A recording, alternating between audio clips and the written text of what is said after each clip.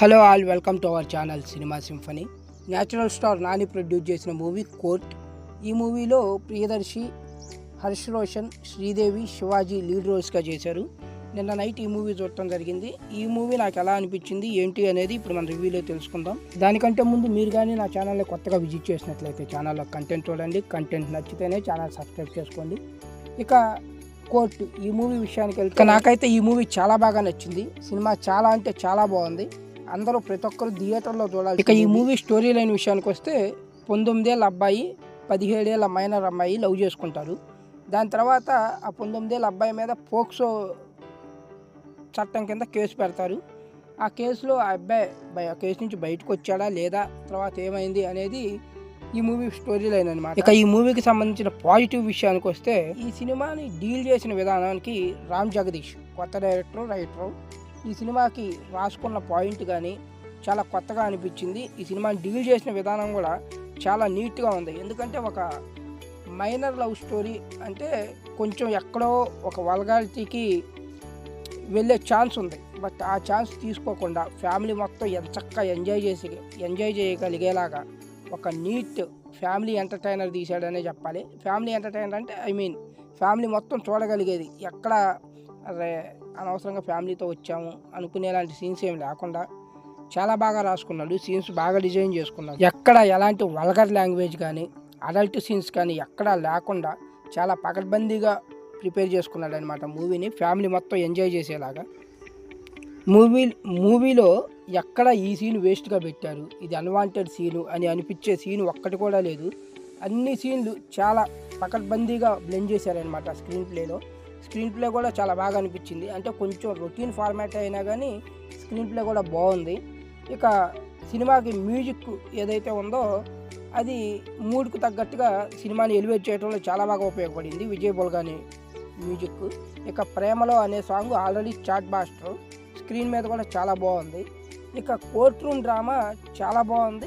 మధ్యలో love story కూడా చాలా డీసెంట్గా డీల్ చేశారనమాట. ఇక ఈ సినిమాలో మెయిన్ హైలైట్ అంటే కోర్ట్ రూమ్ డ్రామా అని చెప్పాలి. కోర్ట్ రూమ్ డ్రామా ఉన్నంతసేపు ప్రతి ఒక్కరికి ఒక హై మూమెంట్ వస్తుంది అనమాట. చాలా బాగా డిజైన్ చేసుకున్నారు కోర్ట్ రూమ్ డ్రామా. ఇక టెక్నికల్గా కూడా ఈ మూవీకి ఎక్కడా వంక పెట్టడానికి లేదు. అన్ని డిపార్ట్మెంట్స్ చాలా బాగా వర్క్ చేశాయి. ఇక పర్ఫార్మెన్సెస్ విషయానికి వస్తే శివాజీ ఏమన్నా పర్ఫార్మెన్స్ చేశాడా? శివాజీ కంబ్యాక్ చాలా గట్టిగా ఇచ్చాడని చెప్పాలి. అలాంటి ఆ రోల్లో శివాజీ పర్ఫార్మెన్స్ చూస్తుంటే ఆ శివాజీ ఆ మంగపతి క్యారెక్టర్లో స్క్రీన్ మీద కనపడ్డ ప్రతిసారి ఒక టెన్షన్ అనమాట. ఈడేం చేస్తాడు, ఎలాంటి ఇది చేస్తాడు అని అసలు ఆ క్యారెక్టర్తో శివాజీ జీవించేశాడని చెప్పాలి. ఆ క్యారెక్టర్లో ఆ టెన్షన్ బిల్డ్ చేయటమే కాదు, అసలు ఆ క్యారెక్టర్ని చూస్తే మనకి చిరాకు వచ్చేలాగా పర్ఫామ్ చేశాడు. చాలా అంటే కెరియర్ బెస్ట్ పర్ఫార్మెన్స్ అని చెప్పొచ్చు శివాజీది.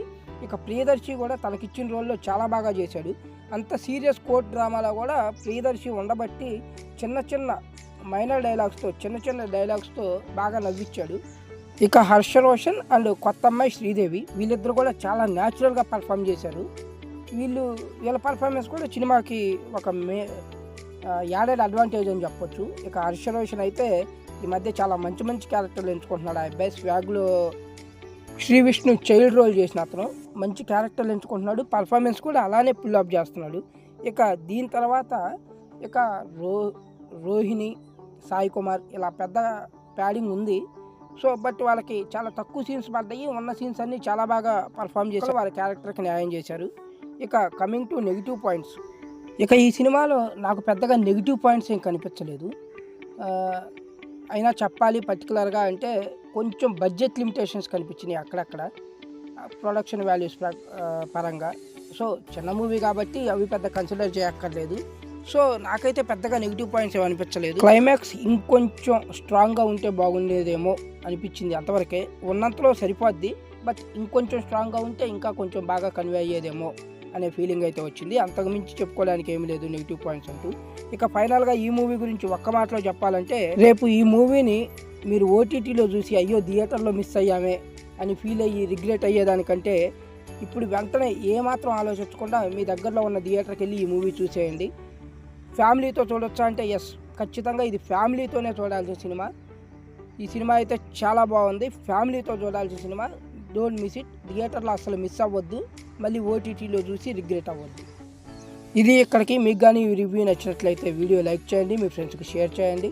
మా ఛానల్లో కంటెంట్ చూడండి, కంటెంట్ నచ్చితే ఛానల్ సబ్స్క్రైబ్ చేసుకోండి. మళ్ళీ ఇంకో వీడియోతో కలుద్దాం. అంతవరకు సెలవు. By by, take care guys.